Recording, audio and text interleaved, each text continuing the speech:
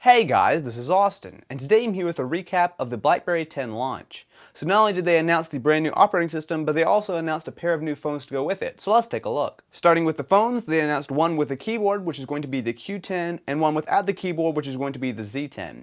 So I think the Z10 is going to be more of the mainstream option, as it does have a 4.2-inch touchscreen, as well as a pretty good looking design. It is packing some pretty decent specs, however. So that 4.2-inch display has a resolution of 1280 by 768, giving it a very high pixel density comparable to what you would find on the iPhone and some other high-end handsets. And on top of that, it also is powered by a dual-core 1.5 GHz processor.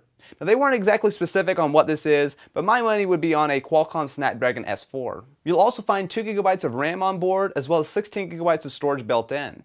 Now something I think a lot of people are going to like is that the backplate is removable, so that means that you can go ahead and swap the battery, the SIM card, as well as add an SD card of up to 32 GB. As far as the cameras go, it sports an 8 megapixel shooter around back with 1080p video recording, as well as a front-facing camera with 720p video. If you're looking for a keyboard, the Q10 is where it's at. So this looks much more like a typical BlackBerry, and if I trust them to do anything right, it's going to be to make an awesome physical keyboard.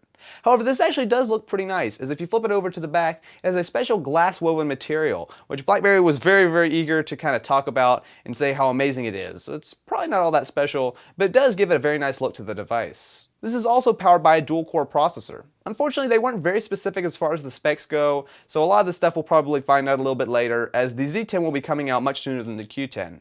However, what you can expect is a 3.1-inch touchscreen, of course, with a resolution of 720 by 720, which again should actually be a very nice screen. The star of the show is definitely BlackBerry 10. So they pretty much removed everything as far as the old BlackBerry OS, and have taken a few bits from the Playbook OS, but for the most part this is all new, and it looks good. Not amazing, but it looks good.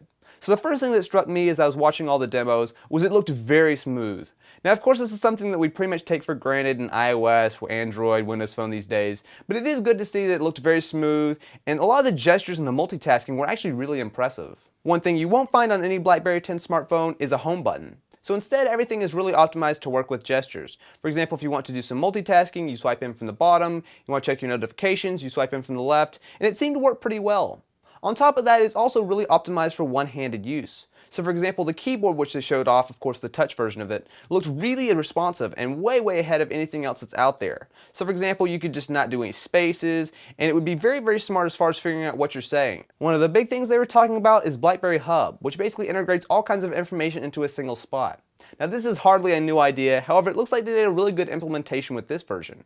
So basically it takes a lot of different information, for example Facebook, Twitter, LinkedIn, but it also takes other things, for example calls, emails, texts, calendars, and it all puts it into one spot. So if you want to look up some information on one person, maybe like a contact or whatever, well, it will populate all the rest of the information and it'll all be available in one spot. So for example, you could look up a person's email address, shoot them an email, then tweet something, go check on LinkedIn, all from one spot, and it looked really nice and smooth. BBM also now has video chatting built in, so it looks pretty much like FaceTime, nothing all that revolutionary, but it is a kind of a nice feature to add. And on top of that, something I'm a little bit more excited about is the fact that you can screen share using BBM video chat. So this is actually something really cool. Of course, screen sharing has been around on the desktop with Skype and that kind of thing, but being able to actually do that from your phone is really cool. It also looks like apps are going to be well taken care of. So BB10 will be launching with over 70,000. Now of course most of these are probably not going to be all that high quality, however you will find quite a few of the standard things you would expect, including Twitter, Facebook, Skype, Kindle, and much more. On top of that, it also does have support for Android apps, sort of. So basically it ships with an Android 2.3 virtual machine. So when you want to do an Android app, you can kind of make it work, but of course running in a virtual machine probably not going to give you the best performance. But the possibility of using Android apps is there. The BlackBerry Z10 will start to go on sale around the world over the next couple months. So for example, in the UK, it actually goes on sale tomorrow. However, if you live in Canada, you're going to have to wait till next month. And for the United States, you're going to have to wait until March, where it will be launching both on AT&T as well as Verizon for $200 on a 2-year contract. Anyway guys, I'm curious to know, what do you think about BlackBerry 10 as well as the new phones?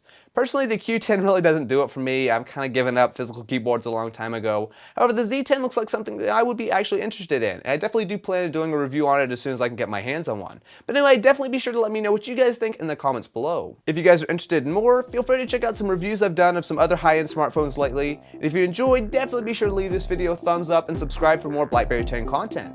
Anyway guys, I will catch you next time.